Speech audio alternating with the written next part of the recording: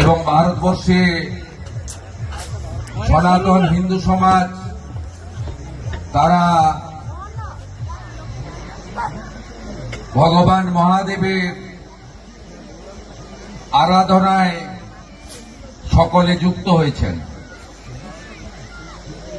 সকাল থেকে আমি রিয়াপাড়া সিদ্ধনাথ জিউ শিব মন্দির, যার আমি সভাপতি, সেখানে মহাদেবের শিবলিঙ্গে, ত্রিশূলে এবং বাবার মন্দিরে আজকের দিনে জলাভিষেক করা সহ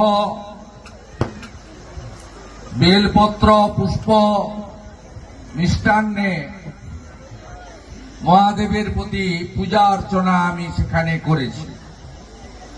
প্রায় ৫,০০০-এর বেশি ভক্তের হাতে, যারা জলযাত্রী, তাদের সেবাদান করেছি এবং আরো কয়েকটি প্রোগ্রাম করে উত্তর সোনাচূড়া,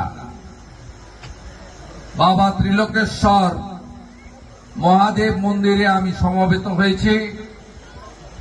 আমি ভক্তমণ্ডলীকে, পুরোহিত পণ্ডিত এবং মন্দির কমিটির সমস্ত ব্যবস্থাপক, আমার সাথীবৃন্দকে সনাতন হিন্দু ধর্মের অভিনন্দন জানাই।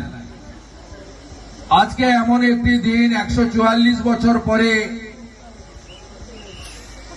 মহাকুম্ভের পুণ্য স্নান এক হয়েছে হিন্দুস্তান।